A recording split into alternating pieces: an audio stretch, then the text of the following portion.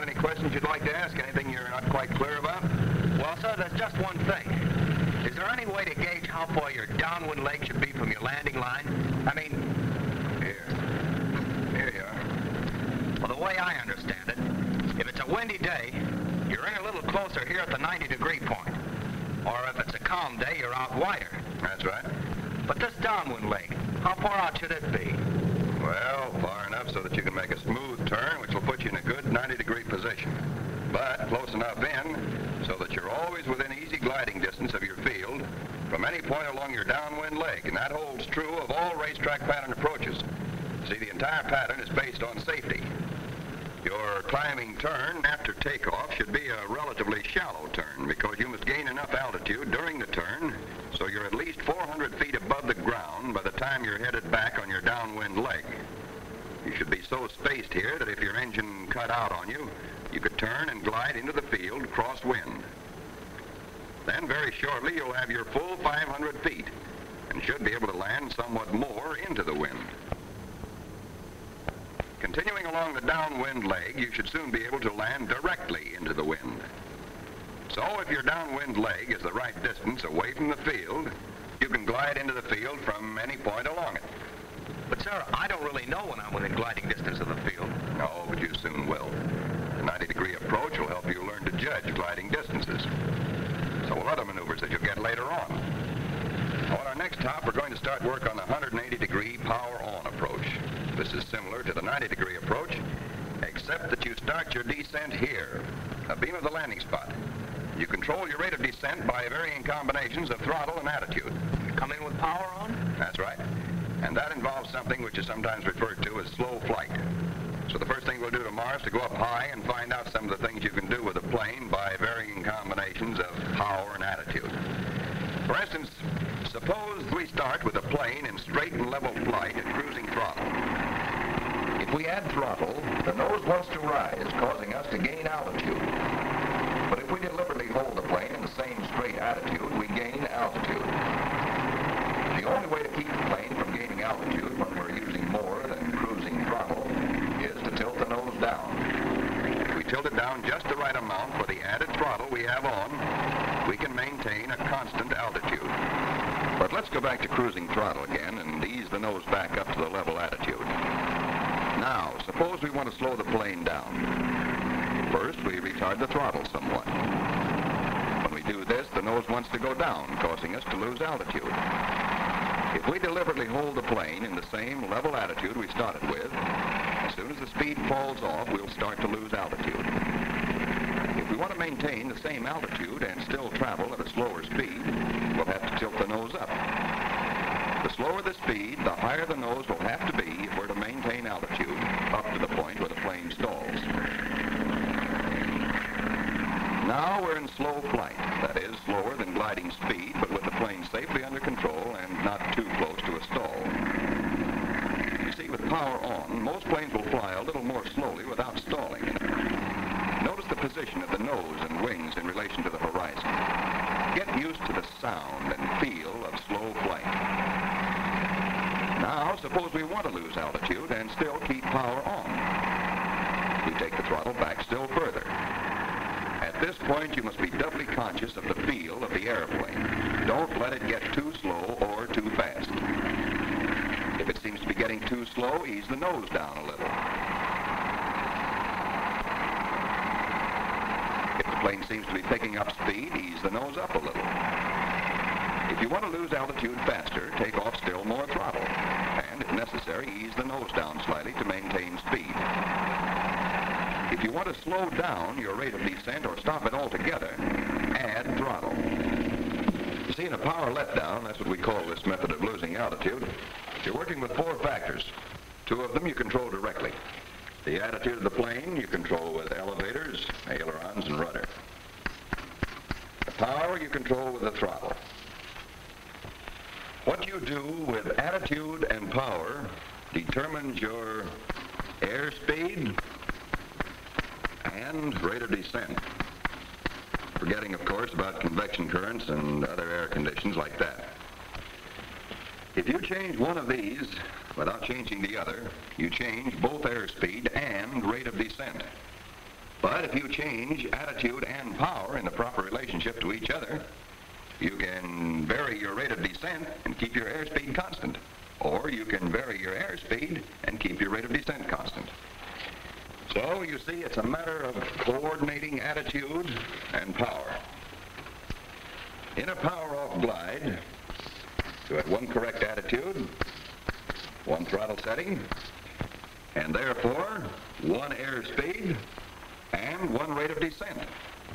In a power letdown, you have your choice of a whole range of attitudes and throttle settings, permitting you to maintain a safe but well-controlled airspeed while getting the exact rate of descent that you want. Now let's apply slow flight in the power letdown to the 180-degree power approach. You remember the 90-degree approach. We cut the throttle at the 90-degree point, and we could land anywhere in the first third of the field. In the 180-degree power-on approach, we must hit a specific predetermined landing spot, and we must approach the landing spot on a predetermined landing line. But we use throttle in varying amounts all the way down. On the downwind leg, we get the plane well slowed down. Then at the abeam point, we begin to lose altitude, adjusting rate of descent and rate of turn to set us down on the predetermined landing spot. In actual practice, the upwind half of the 180-degree pattern is the same as the 90-degree pattern until you're about halfway along the downwind leg. By this time, you have your 500 feet of altitude, and you're in straight and level cruising flight. Your problem now is to slow the plane down. And this you do by retarding throttle to a point well back of the cruising setting and gradually raising your nose to the slow flight attitude. Get your speed down to less than gliding speed, but with the plane comfortably under control and not too close to a stall. Raise or lower your nose as necessary to keep this speed constant. And if you start to lose altitude, add a little throttle. You must keep your 500 feet of altitude until you reach a point abeam of your landing spot. Meanwhile, of course, be sure that you're flying a course parallel to your imaginary landing line. And while you're flying this downwind leg, pick the spot you want to land on. When you're abeam of your landing spot, you begin your descent by taking off still more throttle. At the same time you do this, begin a gentle turn and ease your nose down a little, or up, as necessary to keep your airspeed from getting too slow or too fast.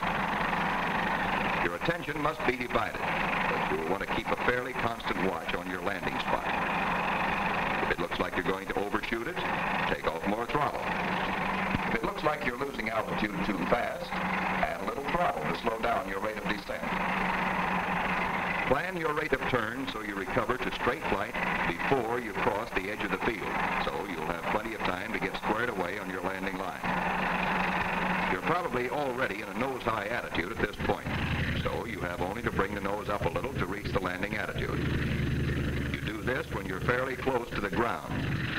Then, just before you touch your throttle and make a normal, full-stall, 3-point landing. Of course, some students have trouble at first in recognizing their rate of descent in relation to their landing spot. For instance, assuming that we're spaced out just about the right distance as we begin this approach, let's stop for a moment and look at our intended landing spot and the field from this abeam position. Imagine that this pad is your landing field.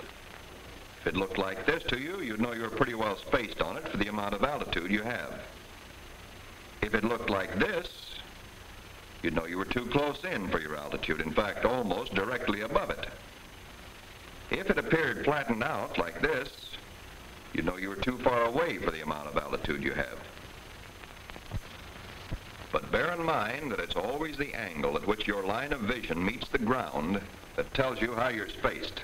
It's the way the landing field and the ground look to you, and not the relationship of your wingtip to the landing spot. If you use your wingtip for a reference, it'll fool you with every change in the attitude of your plane. So watch the landing spot and the ground and forget about your wing. Now, assuming that this is about right for the abeam position, if the field and landing spot looked like this, you'd know you were too close in. If they looked like this, you'd know you were too far out. So here we're spaced just about right. Now, as we begin our descent, watch the landing spot. Don't let the field flatten out too much or move over under you.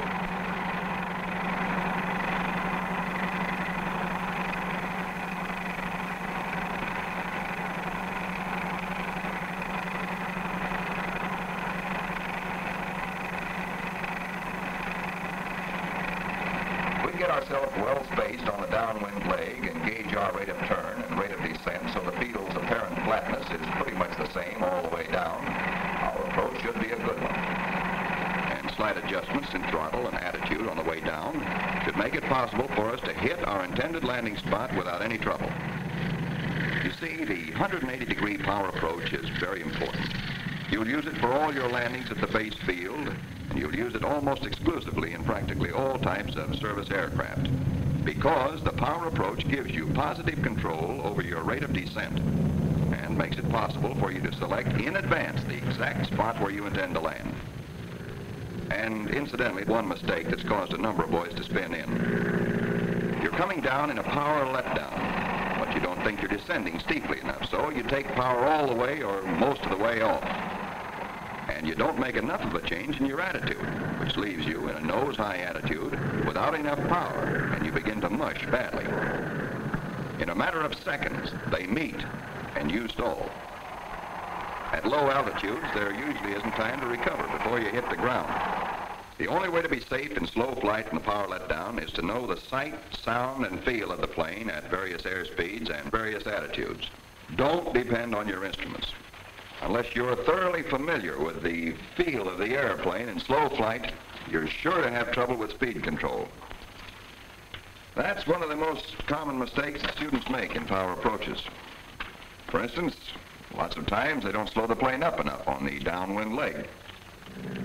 It takes time for a plane to lose speed. You can't get the kind of controlled descent you want until your speed is well down. So if your speed is too fast at the abeam point, you spend a good part of your turn losing the excess speed. And it's only after you've used up quite a lot of your turn that you begin to lose altitude. So you either overshoot your landing spot altogether, or you have to descend too sharply once you do get started. In any case, it's not a good approach. Another mistake in speed control is letting the plane get too fast, especially during the latter part of the approach. Remember, when you pick up extra speed, you somehow have to get rid of it. Usually, you do this by floating. Instead of hitting your landing spot, you float right over it and land somewhere beyond, making this anything but a precision maneuver. On the other hand, if you let your plane get too slow during your approach, you're running the risk of spinning in. And in any case, if you're too slow at the end of your approach, when you cut your throttle, you won't have any reserve buoyancy. So the plane will probably drop short of your landing spot and bounce hard. Another common mistake is to allow the plane to get too far downwind, so it has to be dragged in on the throttle. If you find yourself too low toward the end of your approach, there's something wrong with your pattern, or else your rate of descent was too fast earlier in the approach. So far, we've made all our takeoffs and landings directly into the wind, but you won't always be able to do that. Suppose you wanted to land along a line like this, with the wind coming from out in this direction. You head directly along your landing path. But soon the wind is drifting you off to the left. So your nose is pointed this way, and your wheels want to roll this way. But you're moving over the ground in this direction. Here's what happens when you try to land that way.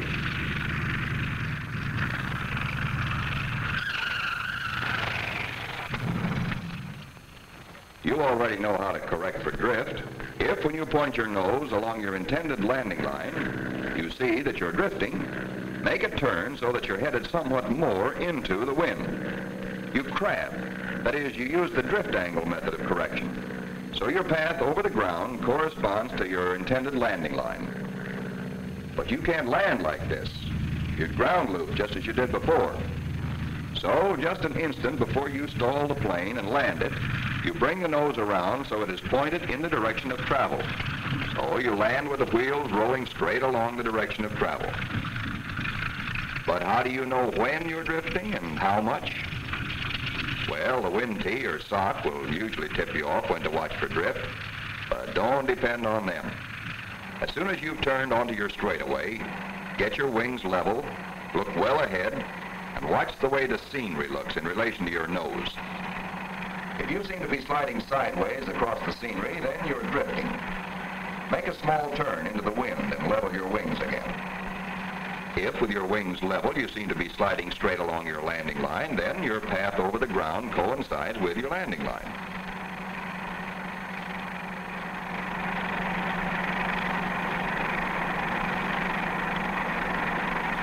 Then, just before the plane is ready to land, you skid it around with your rudder so that when it touches, the wheels are rolling in the direction of travel. Your biggest problem will be to know just when to bring the nose around. Here's what happens when you bring it around too soon.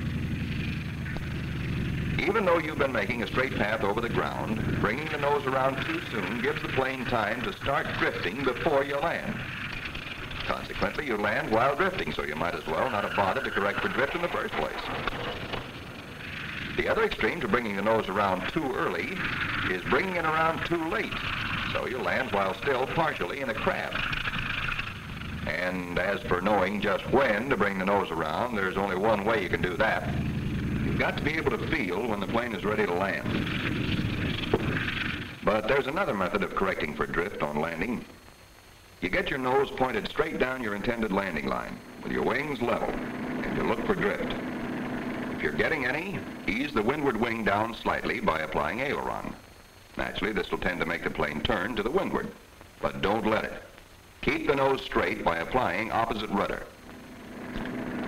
If you get the wing down just the right amount, the drift will stop. As you descend, you'll probably find that the amount of drift varies, so you'll have to vary your correction accordingly. Then, as you break your glide, at the same time, smoothly level your wings, being careful to keep the plane straight. The wing should be completely level at the instant you reach the three-point attitude and are ready to land. When you use the wing down method of drift correction, you're traveling through the air in this direction. And in a no-wind condition, you would make a path over the ground like this. But while you're traveling through the air in this direction, the entire body of air is moving, drifting you in this direction. So by using just the right amount of drift correction, you can make a path over the ground to coincide with your landing path and with the direction your nose is pointed. The natural tendency once you're on the ground in a crosswind landing is to relax a little. You've got it down safely, you think. Before you can think again, you ground loop. But let's go back and analyze that ground loop. You correct for drift and make a good landing. But even though you're on the ground, the wind is still trying to lift your windward wing. Also, anytime the plane is on the ground, it wants to turn into the wind like a weather vane. If you let the plane get away from you for even a second, the ground loop starts. The plane wheels around toward the direction the wind is coming from. The force of the turn tends to throw the outside wing down even further. The momentum of the turn becomes so great, the plane doesn't turn into the wind and stop. It keeps going on around. You end up by dragging a wingtip or smashing an aileron, or you may even go over on your back. Handling the plane after it hits the ground, that's the real test of a good crosswind landing. Because no matter how experienced you are, you'll occasionally misjudge your drift. And there'll be times when air currents close to the ground will reverse your drift at the last instant. So you land in a drift in spite of your corrections. But if you handle the plane properly, there's very little reason to ground loop. In a crosswind takeoff, the same procedure applies. The wind will try to lift your windward wing. The plane will want to turn into the wind. You hold the plane straight with rudder and keep the wings level with your ailerons. But there's another problem you'll encounter in a crosswind takeoff. Watch how this plane skips sideways during its takeoff run. The wind is literally blowing it across the runway. Now, watch this takeoff. Notice that the plane assumes a tail high or nose low takeoff attitude. This holds the wheels firmly on the ground, giving them enough friction to prevent skipping. Then, when the plane has plenty of speed, the pilot eases the nose up and flies the plane off. In other words, when you assume your takeoff attitude, instead of bringing the nose down to about here, bring it down even further, say to about here, and hold that attitude until you have plenty of speed. Then, when the plane is ready to fly, ease the nose up and fly it off.